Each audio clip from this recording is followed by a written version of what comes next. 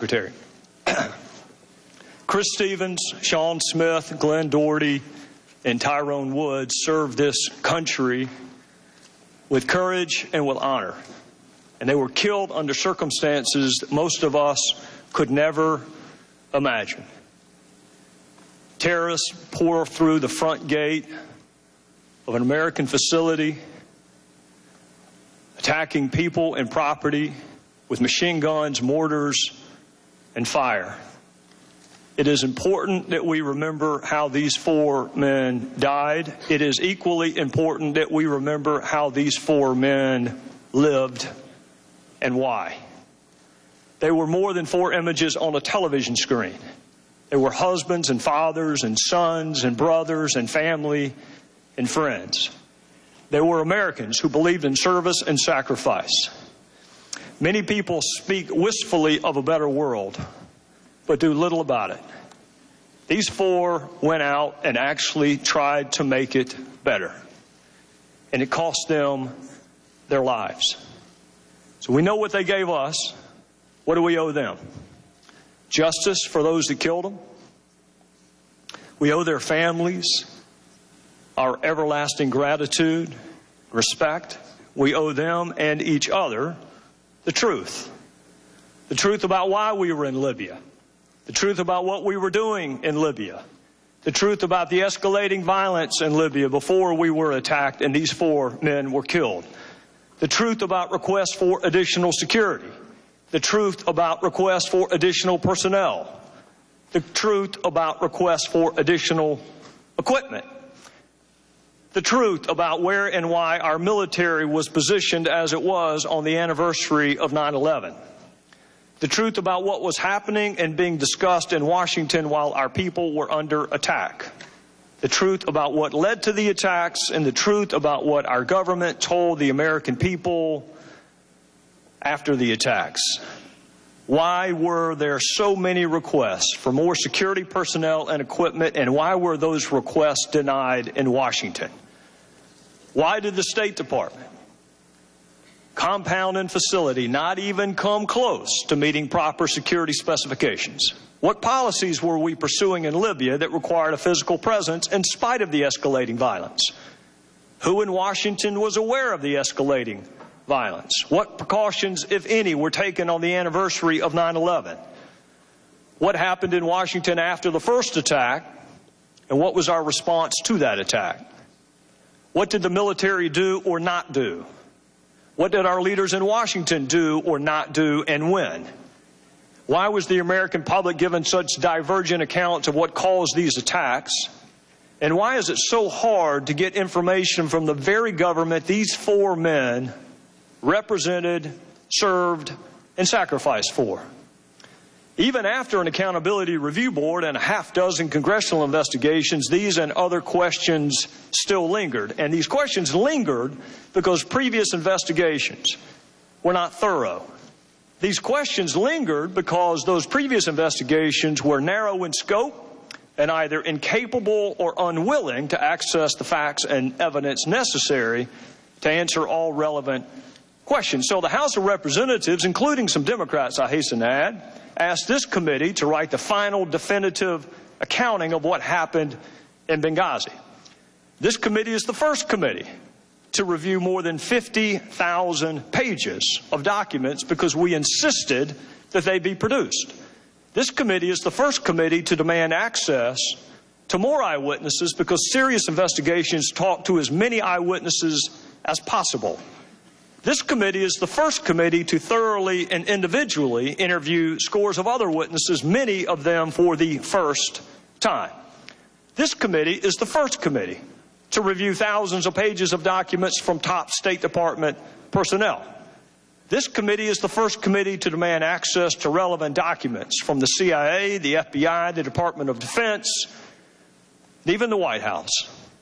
This committee is the first committee to demand access to the emails to and from Ambassador Chris Stevens.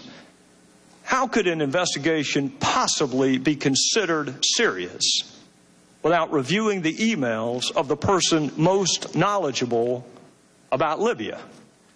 This committee is the first committee, the only committee, to uncover the fact that Secretary Clinton exclusively used personal email on her own personal server for official business and kept the public record, including emails about Benghazi and Libya, in her own custody and control for almost 2 years after she left office. You will hear a lot today about the Accountability Review Board. Secretary Clinton has mentioned it more than 70 times in her previous testimony before Congress. But when you hear about the ARB, you should also know the State Department leadership handpicked the members of the ARB. The ARB never interviewed Secretary Clinton. The ARB never reviewed her emails. And Secretary Clinton's top advisor was allowed to review and suggest changes to the ARB before the public ever saw it. There's no transcript of ARB interviews, so it's impossible to know whether all relevant questions were asked and answered. And because there's no transcript, it is also impossible to cite the ARB interviews with any particularity at all. That is not independent. That is not accountability. That is not a serious investigation. You will hear there were previous congressional investigations into Benghazi, and that is true. And it should make you wonder why those investigations failed to interview so many witnesses and access so many documents. If those previous congressional investigations were really serious and thorough, how did they miss Ambassador Stevens' emails? If those previous investigations were serious and thorough, how did they miss Secretary Clinton's emails? If those congressional investigations really were serious and thorough, why did they fail to interview dozens of key State Department witnesses, including agents on the ground who experienced the attacks firsthand?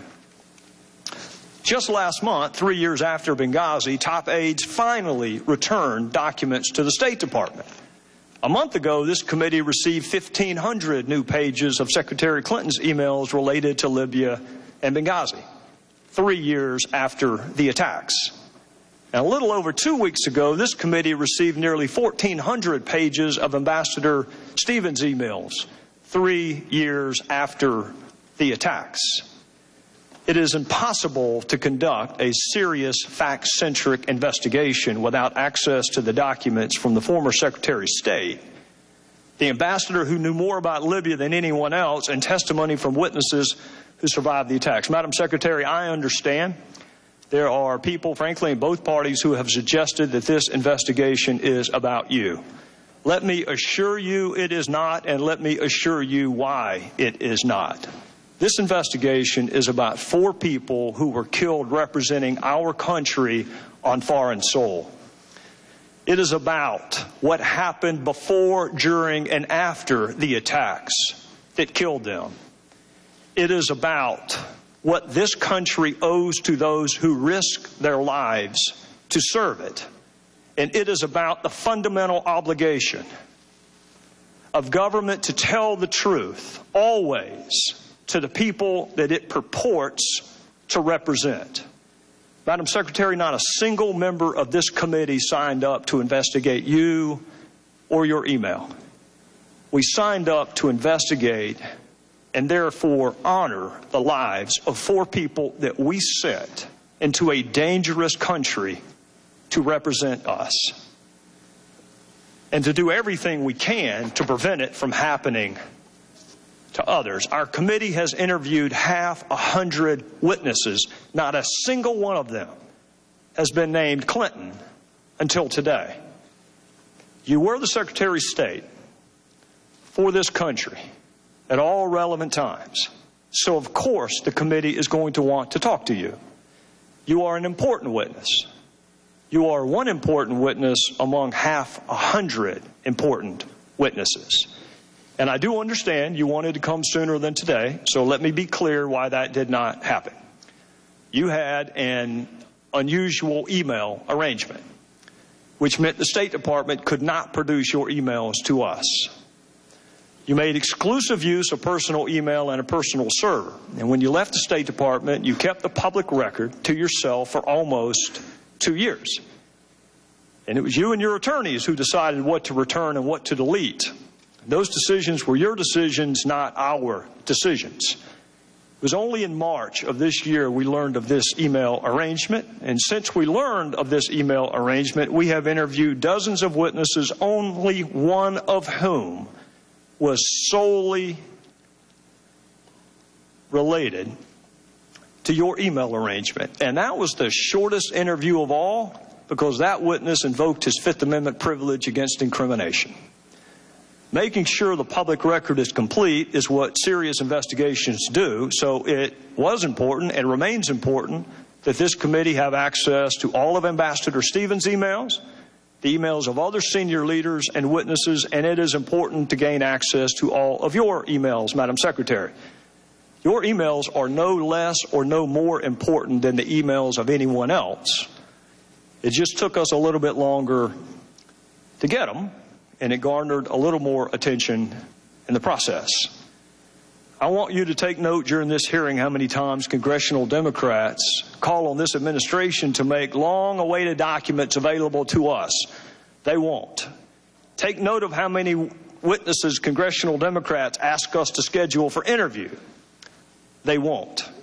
We would be much closer to finding out what happened and writing the final definitive report if Democrats on this committee had helped us just a little bit pursue the facts. But if the Democrats on this committee had their way, dozens of witnesses never would have been interviewed. Your public record would still be private. Thousands of documents never would have been accessed. And we wouldn't have the emails of our own ambassador. That may be smart politics, but it is a lousy way to run a serious investigation. There are certain characteristics that make our country unique in the annals of history. We are the greatest experiment in self-governance the world has ever known. And part of that self-governance comes self-scrutiny, even of the highest officials. Our country is strong enough to handle the truth, and our fellow citizens expect us to pursue the truth wherever the facts take us. So this committee is going to do what we pledged to do and what should have been done, frankly, a long time ago, which is interview all relevant witnesses, examine all relevant evidence, and access all relevant documents. And we're going to pursue the truth in a manner worthy of the memory of the 4 people who lost their lives and worthy of the respect of our fellow citizens. And we are going to write that final definitive accounting of what happened in Benghazi. And we would like to do it with your help and the help of our Democrat colleagues, but make no mistake, we are going to do it nonetheless. Because understanding what happened in Benghazi goes to the heart of who we are as a country and the promises we make to those that we send into harm's way. They deserve the truth. They deserve the whole truth. They deserve nothing but the truth. The people we work for deserve the truth. The friends and family of the 4 who lost their lives deserve the truth. We're going to find the truth because there is no statute of limitations on the truth.